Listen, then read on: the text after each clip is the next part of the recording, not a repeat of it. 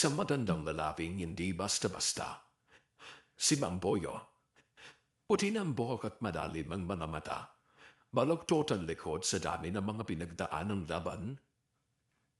Ngunit sa bawat pagyoko ng kanyang katawan, may nakatagong lakas na nagmumula sa tugong hindi ordinaryo. Kilalang kilala siya bilang pinakamagaling na albularyo sa buong isla. Sa bawat kirot, sumpa o kapabalagan, siya una nilang tinatawag. Ngunit alam din ng lahat, siya'y may lahing aswang. Hindi lihim at hindi itinatago. At sa kabila nito'y sila'y lumalapit pa rin sa kanya. Sapagkat mas nanaisin na nilang magpahawak sa isang mabuting halimaw kaysa sa tunay na kasamaan na gumagala sa dilim. Mang Boyo, tulong! Isang batang lalaki ang nagtatatakbo papunta sa kanyang kubo. Hingal na hingal ito. Si Tonton, 10 taong gulang. Paboritong pasyente ni Mang Boyo.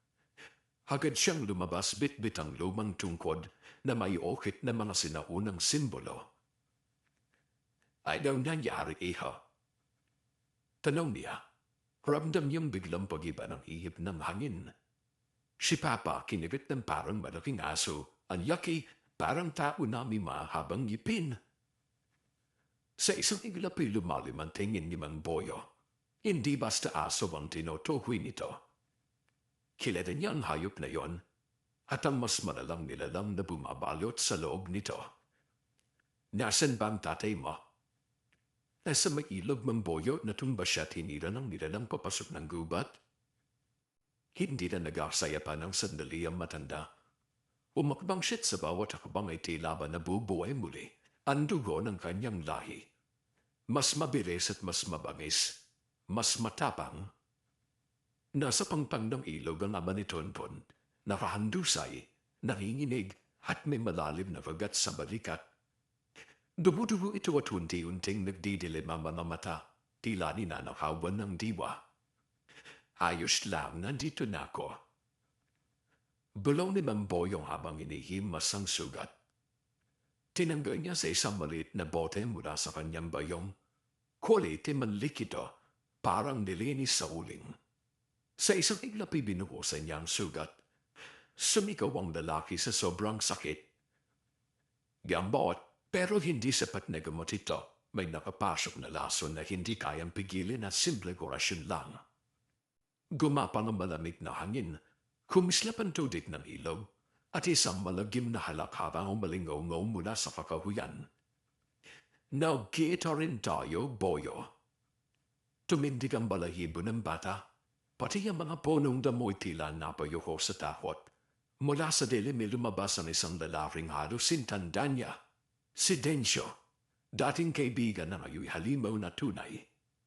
Balit nitong huli-abo, namumuti ang mata at may mahabang kuko na parabang pangil ng paniki. Hindi ko pa rin ba nagpapatado sa kabutihan? Nakakatawa ka talaga, Boyo. Hindi ako katulad mo, Densyo. Hindi mo may tatanggi magkapareho tayo. Pareho tayong may tugong gabunan. Pero, iba ka. Nagpapanggap kang tao. Galit na boses ni Densyo. Sa isang kisat matay tumalon si Densyo. Mabilis at parang kidlat. Ngunit mas mabilis si Mang Boyo. Inampas niya ng tungkot ang dibdib nito at nagkatalsikan ng apotetim na enerhiya. Hindi kanya makapatakas pa. Sa isang nabilis na galaw, lumabas mula sa kanyang likod ang malaking anino. Pakpak na parang sa paniging ngunit mas makapal, mas mabagsik. Hindi niya ito gustong gamitin ngunit niyon ay kailaman. Napatayo si Tonton sa gulat. Mang Boyo? Lumayo ka, Tonton, bantayan mo ang tatay mo. Nagngingit-ngit si Densyo sa galit. Iyon ang tunay mo manyo. Ang halimaw, bakit mo tinatanggihan ng dugo mo, Boyo? Ito manyo ko ay ginagdamit para sa kanila. Sabay bugso ng itim na liwanag mula sa kanyang mga kamay. Nagbanggaan ng dalawa, kuho laban sa tungkod, gabonong lakas laban sa busilak na kalooban. Humugang mga sana sa lakas na sagupan at ang mga ibon ay nagliliparan, nagtatago sa takot. Ilang saglit pa'y tumasik si Densyo at bumagsak sa bato. Hingal si Mang Boyo. Bawat paghingi sinusunog ng pikat ng kapalaran. Pero hindi pa tapos. Ngumising demonyo si Densyo. Alamin nila Boyo, makikita nila ang tunay mong buka at kapag nawala ang tiwala nila sa iyo, sino ka na ngayon? Daan-daan siyang umatras papasok sa dilim. Parang nanlulusaw ang katawan hanggang sa mawala. Tahimik ng parikiting ngunit hindi mapakali ang hangin. May pamahong kasamaan. Agbalik ni Mang Boyo kay Tonton at sama nito. Lumuod siya titinakipandalawang kamay sa dibdib ng lalaki. Muling lumiwanag ang kanyang mga palada. Ako niyang bahala, hindi ko hahayaang mag-iisa siya sa kanila. Kasabay ng dasal ay pagtagos ng liwanag sa balat na sugat. Unti-unting umupa ang panginginig ng lalaki.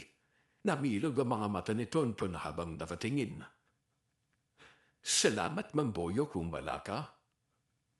Umiti ang matanda ngunit may lungkot. Huwag mo akong pasalamatan. Gagawin ko ito hanggat kaya ko, kahit hindi nila ako tanggapin. Hinalalayan niya ang mga mapauwi, ngunit habang naglalakad, napansin niyang nakatayo sa may tabing daan ng ilang residente. Takot at may mga duda sa mga mata.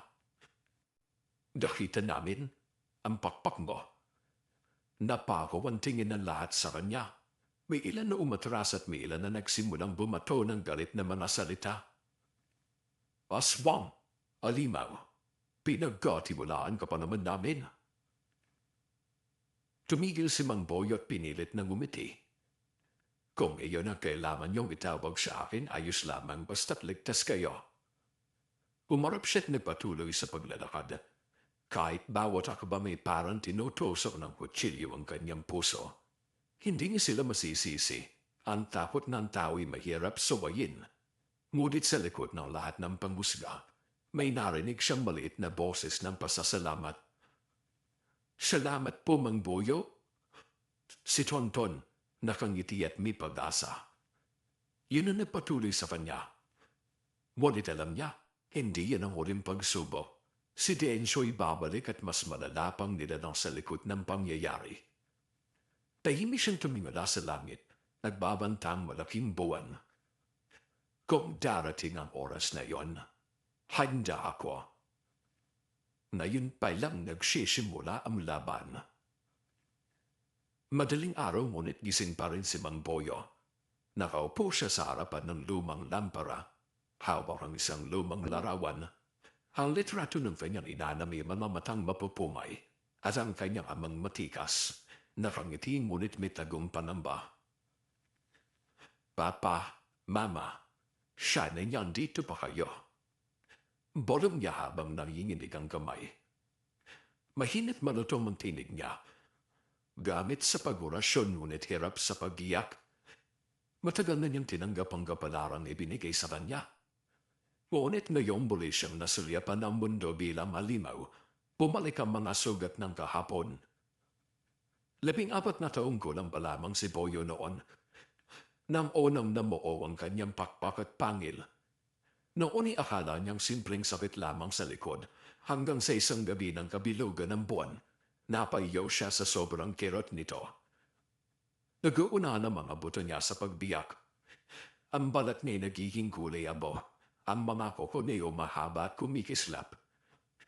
Nagkatinginan ng mga magulang niya. Kitang-kita sa mukha nila ang takot. Hindi kay Boyo, kundi sa kapalaran na nakaatang sa kanya. Dumating na nga ang dugo ng lahi. Gumising na. Ngunit hindi siya iniwanan. Hindi siya itinakwil. Niyakap siya ng ina. Kaya mong buhayin ang kabutihan sa dugo mo, anak. Hindi ka nila katulad. Yun ang bumubog sa kanya. Yun ang dahilan kung bakit hanggang ngayon ay lumalaban siya para sa tao. Samantala, nalimpungatan lamang si Mang Boyo nang may kumato. Mahina't parang namihina. Pagbukas nito'y naroon si Tonton. Umiiyak at nanginginig. Mang Boyo, si Papa po, iba na ang itsura niya. Parang may malamig na kamay na tumampi sa batok ni Mang Boyo. Agad niyang kinuwang tungkod at sumama sa bata. Pagdating nila sa bahay, nagsisigawan ng mga kapitbahay. May mga hawak na sibat at asarol.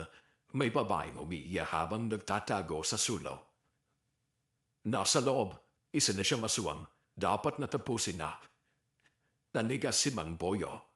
Hindi pwede. Agad siyang pumasok sa loob ng bahay. Naninag niya laman ni Tonto na nakahawak sa dingding. Namumutla, nandilisik ang mata, at unti-unting tumutubo ang mamama habang pangil. Umalis kayo. Baka masaktan ko kayo. Nagwawala ito. Tumadun sa kisame. Hinabol ang nanay ni Tonton. Sumigaw ang bata at agad na tumadun si Mang Boyo. Sinalo ang halimaw at hinampas ng tungkod. Umuga ang buong dingding dahil doon. Bong Boyo, paslangin mo ko pakiusap. Ayoko saktan ng aking pamilya. Napapikit si Mang Boyo. Mabigat na desisyon na nakapatong sa kanyang balikat. Ngunit may pag-asa. Hindi pa uli. Hindi kita papaslamin hanggat may liwanag pa sa puso mo lalaban tayo. Ani Mang Boyo habang lumalabas ang itid na enerhiya sa kanyang palad. Sumigaw ang lalawi habang inaatawan palabas ang sumpa, palabas ng kanyang katawan. Nanginig ang lupa, nagbagsakan ng mga gamit, at sa uli inuwalan sinang malay. Bumalik ito sa pagiging tao. Huminga ng malalim si Mang Boyo ngunit bago pa siya makabangon. Isang batuan tumama sa balikat niya. Aswang ka, alam namin at nakita namin kagabi. Sigaw ng ilang residente. Mga agaw niyang katawan. Oo nga, nilaso niyan tugo ni Elmer. Sunod-sunod na batong tumatama sa kanya. Si Tonto at ang kanyang inang unang lumaban, humarang sa harapan niya. Tama na, kung wala si Mang Boyo, pati na sana kami ngayon. Ngunit takot ang mga tao. Mabilis kumalat at mabilis magalit. Habang patuloy ang sigawan, may pumasok na mabigat na presensya mula sa labas. Tahimik ang lahat. Biglang nanlamig ang hangin. Si Kapitan Hernan. Siyang lider ng baryo. At kavambi na mga matatandang may lihim na galit sa lahi ng gabunan. Boyo, matagal na kitang pinagbibigyan pero ngayon, may dahilan na kami para paalisin ka. Naging napang-uyam ang titig ng kapitan. Para bang matagal niya nang inihintay ang pagkakataong ito. Masamang kutob ni Mang Boyo. Hindi ito sa pintakot lamang. May mas malalim, may pangingislap sa mata ni kapitan tulad ng kay Densyo. Kapitan, hindi ito aksidente. Inavasye sigurado ako may nagpapagalaw na mga planong ito. Pumigil ka halimaw, bago ka pa man makakain ng isa rito. Aalis ka na sa baryong ito. Sigaw pa ng kapitan. Napayuko si Mang Boyo. Mas masakit ito kaysa sa sugat ng laban. Ngunit handa siyang tanggapin kung ito makapagpapaligtas sa kanila. Ngunit bago siya makalabas, hinawakan ni Tonto ng kanyang kamay. Mang Boyo, wag mo naman po kami iwan. Lumuha ang matanda. Sa unang beses matapos ang napakaraming taon. Huwag ka mag-alala, iha.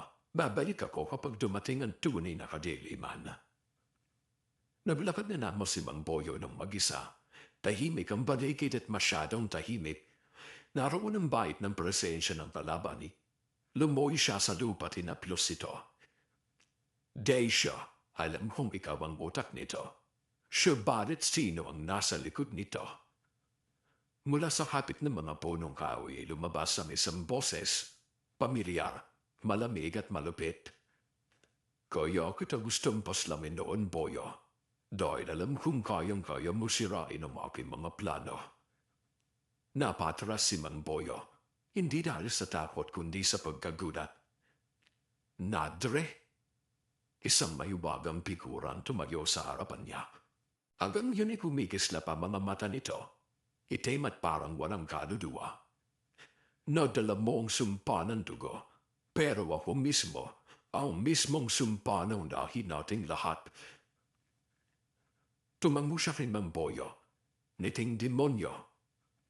Simulang ngayon, ako ang magpapaluhod sa buong bayan dito sa Sigihor, at ikaw ang dapat na maunang bumagsak. Sa isang igla pa yung malulong ang hangin.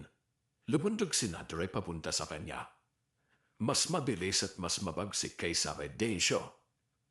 Tinamaan si Mang Boyo ng matinding suntok. Tumasik siya sa punong matikas pa sa bakal. Duguan ang bibig ngunit nakatayo pa rin. Hindi niya kayang umatras. Kung iyan ang gusto mo'y lalaban ako. Tumindig siya. Kumilos ang pakpak at nagniningning ang tungkod. Sa pagdilim ng ulap, pumutok ang unang totoong digmaan sa kanyang buhay. Nagising si Mang Boyo sa gitna ng isang malamig at malapad na kuweba. Hindi niya maalala kung gaano katagal siyang walang malay pagkalaban kay Nadre. Dumatagundong pa rin sa kanyang tenga ang muling sinabi nito.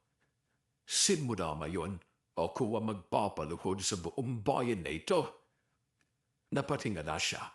May mga ukit sa kisame ng kuweba. Mamasimbolo ang gabunan. Sagrado ang kanilang lahi. Mamasimbolo ng katiliman at ng kapangyarihan ng minsan niyang binadiwala. Tumodo ang dugo mula sa labi niya. Isa lamang ang sigurado niya. May mas malaking banta kaysa sa kanyang iniisip. Habang nagpapahinga sa dilim si Mang Boyo, lumalala naman ang lagim sa baryo. Nagkakasakit ang mga bata. Naglalabasan ng mga itim na markas sa mga balat nila. May mga dulong tuwing gabi. May mga nawawalang hayop sa bakuran. Ang mga kapitbahay niya, mas lalong lumalayo ang loob kay Mang Boyo. Simula nang umalis siya, saka nagkagulo. Aswang siya sigurado may binabalak siyang masama. Kaya huwag niyo siyang tangkilikin kahit kailan. Hindi tayo ligtas sa kanya. Utos pa ng kapitan. Sa isang gilid na opo si Tonton, nandiliit sa gitna ng galit at takot ng mga matatanda. Hindi totoo yun, mabait si Mang Boyo. Bulong ni Tonton, ngunit sino makikinig sa isang bata? Pinakiramdaman niya ang lamig ng bato sa kanyang likod. Inawakan niya ang tungkod.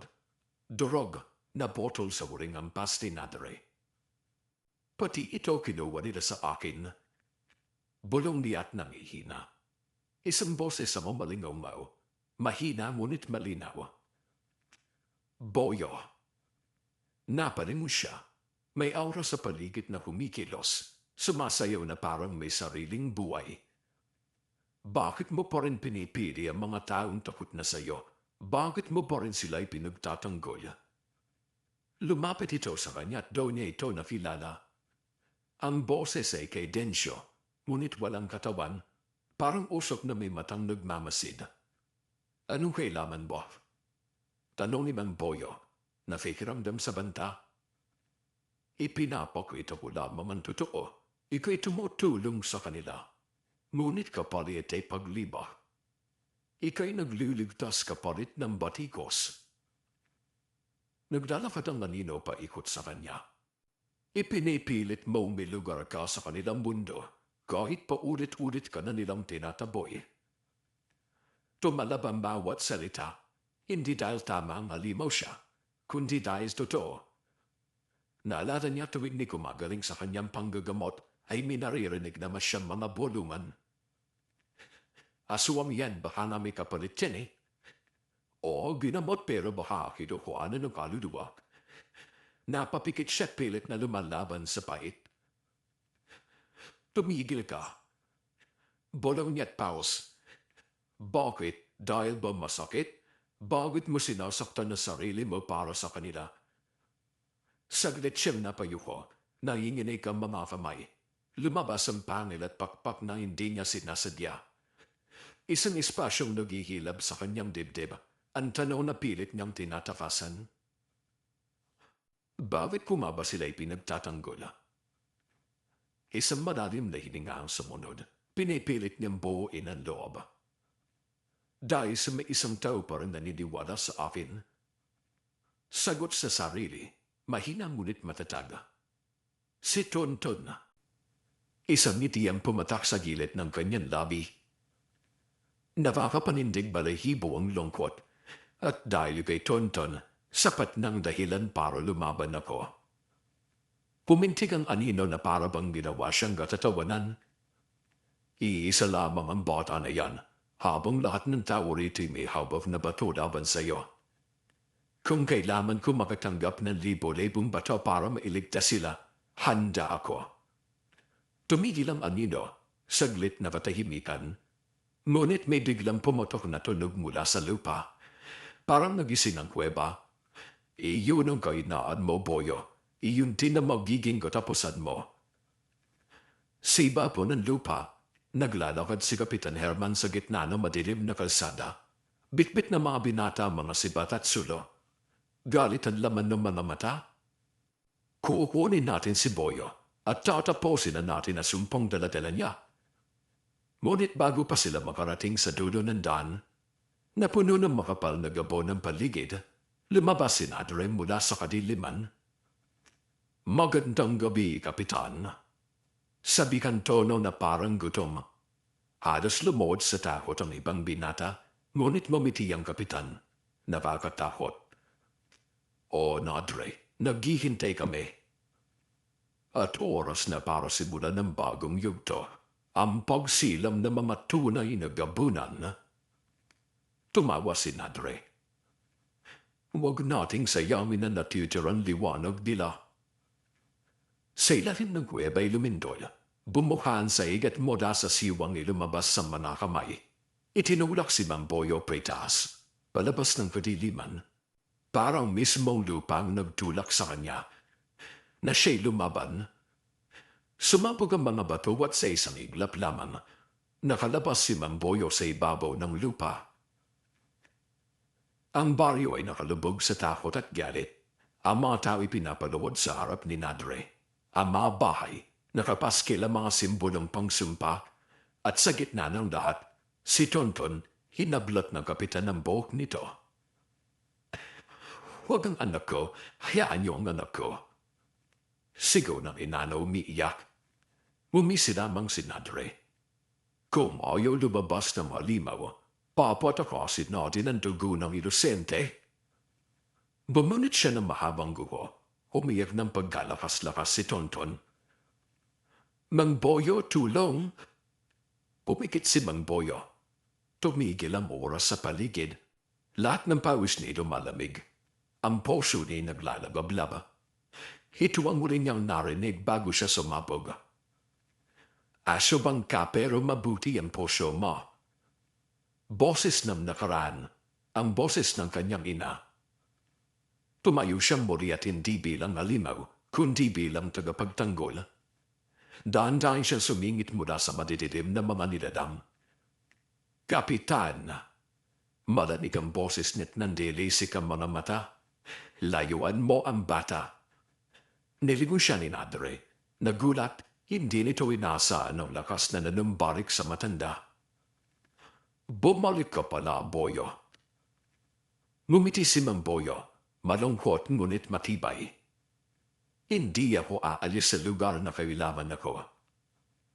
Pumiyok ang hangin at tumigas sa lupa at pumutok ang mga pakpak niya sa dilim.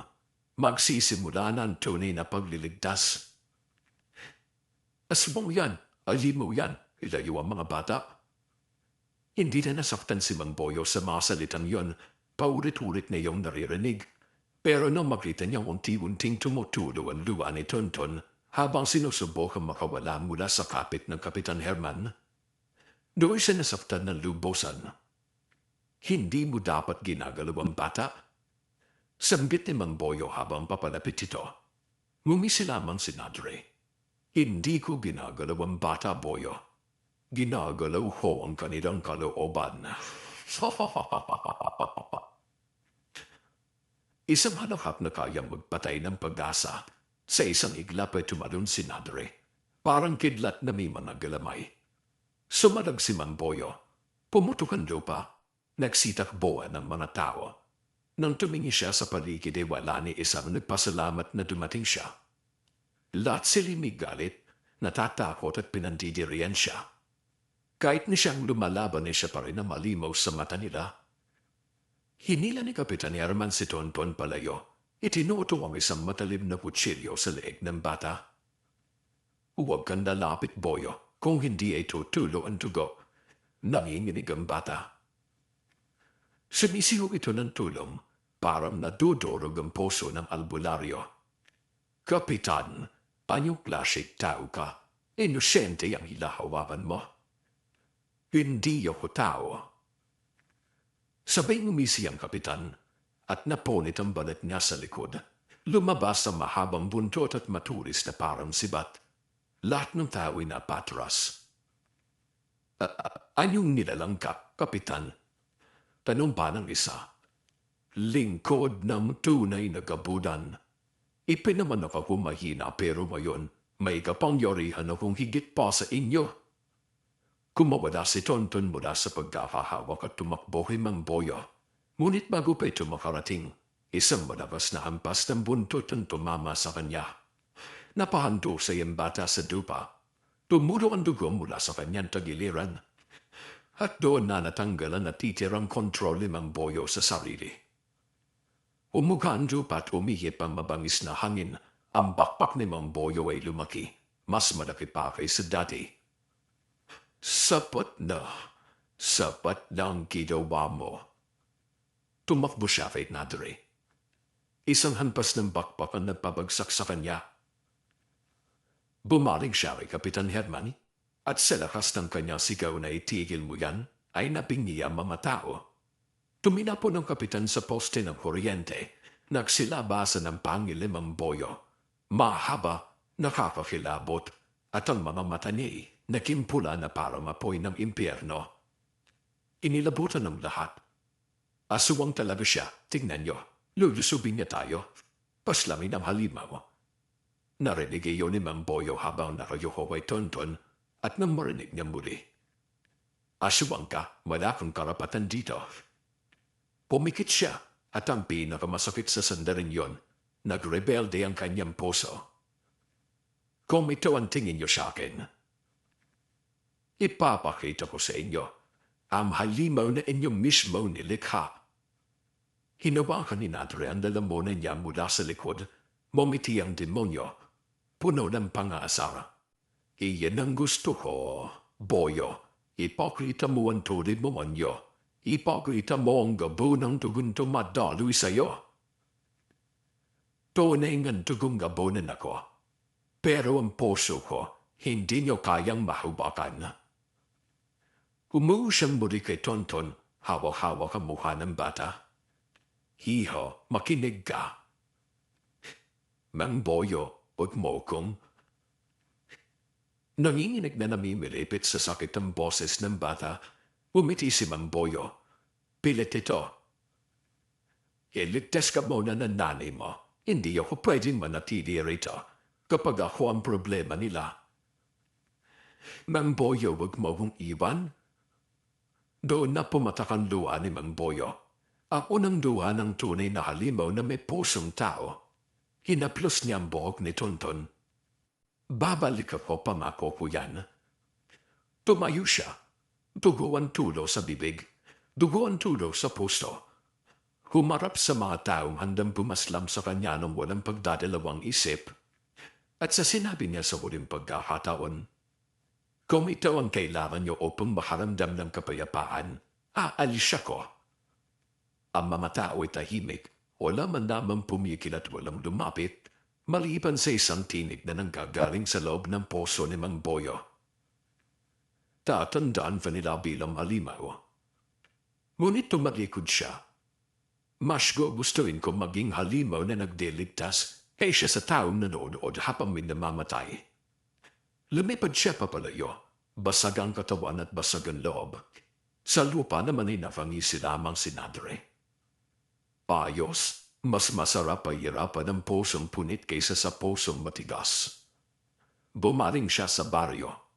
At sa susunod na pagbabalik ni Boyo, ang buong bayan na mawawala sa kanya. Tumawa ang dilim, tumahimik ang gabi, at tumawak si Tontang Boyo huwag siya na sumuko. Lumipas ang 3 gabi matapos ang pag-alis ni Mamboyo. Ang baryo, hindi na payapa. Sa bawat pagpatay ng ilaw ay may nawawala. Sa bawat siyo ng aso ay may ninanakaw na bata. At sa bawat ihip ng hangin, naroon si Nadre. At wala na ang tanging protektor na ilang tinatawag nilang harimaw. Pigati at pagsisisi. Sa piyasa naman dosay ang bangkay ng isa na namang bata. Nag-i-hysteria ang mga magulang nito. Nasaan si Mampoyo? Kung bakit pa natin siya pinalayas? Tayo ang may kasalanan. Iisa na mga totoo, yung halimaw na tinutulak nila palayo, ang siyang taring handang gumamot at lumaban para sa kanila. Boyo, patawad. Ngunit huli na ba ang lahat? Bumigat ang simoy ng hangin at umiindar ang buhangin sa kalsada, at ang mga ilaw ay isa-isang namamatay hanggang sa may tumabak sa lupa. Mabagal, mabigat at may anino lumalakad papalapit. Si Mang Boyo, sugatan pa rin, payat at nangingitim ang balat. Pero nakadiretso. Hindi ako babalik para mahalin ninyo. Bumalik ako para protektahan kayo. Boyo, patawad mali kami. Umiti si Boyo, mapait. Hindi ko hiniling na intindihin niyo ko, pero salamat sa panghihinayang kahit huli na. Lumabas si Nadre, higit pang malakas at may pakpak na itim at mga matang asul na nagbiliyab. Nagbalik ang aso. Hindi ako aso. Umangat siya, pakpak na puting pilak.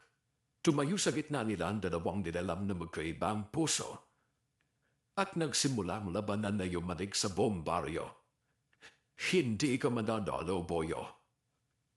Ikaw ay kalahating halimaw lamang. Halimaw nga, pero mas mabuti pa akong halimaw kaysa sa deponyong katulad mo. Sinagpang niya si Nadre, isang malakas na agat sa leeg ng kalaban. Sumigaw ito at doon pumutok ang liwanag. Ambot siya sa dibdib ni Tonton ay kumislap. Kumalat sa buong baryo, isang basbas ng kabutihan. Nang magbukas ng mata ang lahat, si Nadre ay abuna. Si Mamboyo, napaluhot at tuguan at halos wala ng hininga. Lumapit si Tonton yakap ang albularyo na parang sariling ama. Mamboyo, huwag kang aalis. Ngumiti lamang si Boyong mahina. Kumikirot ang labi. Iho, tapos na ang lakad ko. Huwag mong gayahin ang galit nila, ha? Minsan ang tao ay natatakot lamang. Napagulgol ang mga tao. Lumuhod sa tabi niya. Boyo, patawarin mo kami. Kailangan ko namin. Hinawakan ni Boyo ang balikat nila. Hindi niyo ko kailangan. Ang kailangan niyo matutong magmahal. Huminga siya ng malalim, huling paghinga, at sa huling ngiti niya, ang mga salita. Sa wakas, tao na rin ang tingin niyo sa akin. Pumikit si Mamboyo at hindi na muling nagbukas sa mga mata. Makaraan na isang linggo, isang malaking misa ang ginanap. Itinayo nilang bantayog ni Mamboyo sa gitna ng baryo. Si Mamboyo, ang albularyong may pusong tao. Pinaratahang halimaw, ngunit siyang tanging nagliligtas sa kanila, at tuwing dapit hapon ay nakikita raw si Tonton na nakaupo sa harapan ng monumento. Nagpapasalamat, nangingiti, nagpapangako. Balang araw ako naman na magiging protektor nila. Bigla namang lumitaw ang dalawang nilalang sa kanyang likuran. Mga hindi pangkaraniwang nilalang, at tila ituwan po ang mga magulang ni Tonton. Isinama siya ng dalawa sa kanilang kaarian, kung saan siya magiging prinsipe. At sumama naman si Tonton at